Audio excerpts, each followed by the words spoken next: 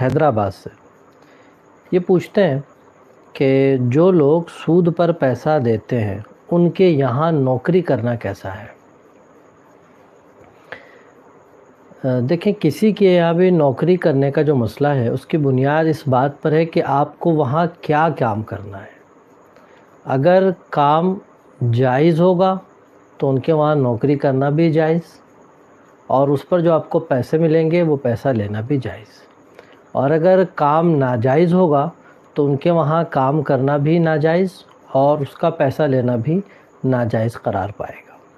اب ذہن میں بس ایک الجھن خلجان رہتا ہے، وہ یہ کہ سامنے والے کا کام کاروبار سود کا ہے تو وہ ہم کو سود سے ہی تو اجرت دے رہا ہے، سیلری دے رہا ہے، تو کہیں ایسا تو نہیں ہے کہ ہم سود کا پیسہ اپنی سیلری میں یوز کر رہے ہیں۔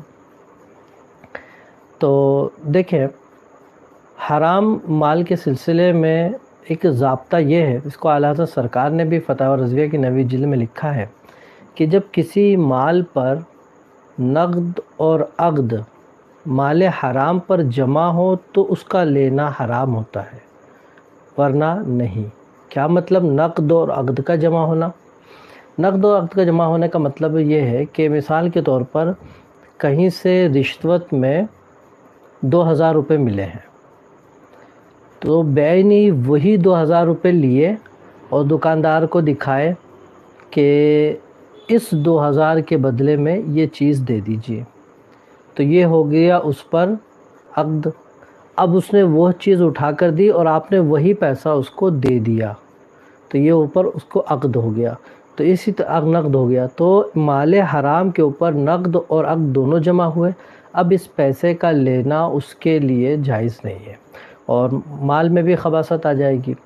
لیکن اگر ایسا نہیں ہوتا، بلکہ ایسا ہوتا کہ کہیں سے اس کو مال حرام ملا، سود جو بھی ملا، اس کو رکھ لیا اس نے، اب کہیں گیا اس نے کہا مجھے فلاں چیز دے دو، دے دی، اب اس نے یہ پیسے نکال کر اس کو دیے ہیں، تو پیسے دینے وقت وہی دے رہا، لیکن نقد اور عقد کا اجتماع ایک جگہ نہیں ہو رہا، اس وجہ سے وہ مال کے اندر وہ خباثت نہیں آئے گی۔ لیکن ایک بات یاد رکھیں، اس کا وہ ناجائز کام جس کی وجہ سے پیسہ ملا ہے، وہ کام اب بھی ناجائز ہے، گناہ ہے۔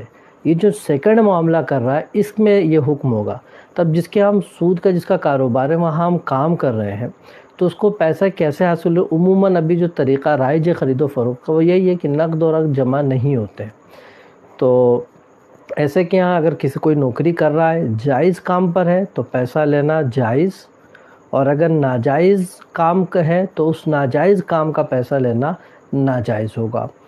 اعلیٰ حضرت سرکار نے فتاوی رضویہ شریف کی 9ویں جلد میں اس مسئلے کو بڑی تفصیل سے ذکر کیا ہے، اور کسی سائل نے پوچھا تھا کہ جو طوائف ہوتی ہیں ہے نا، ان کے وہاں کام کر رہا ہے، اس پر اجرت لے رہا ہے، تو یہ اسی کا خلاصہ میں نے آپ کے سامنے پیش کیا ہے۔ امید کرتا ہوں کہ آپ کو آپ کا جواب واضح انداز میں مل گیا ہوگا۔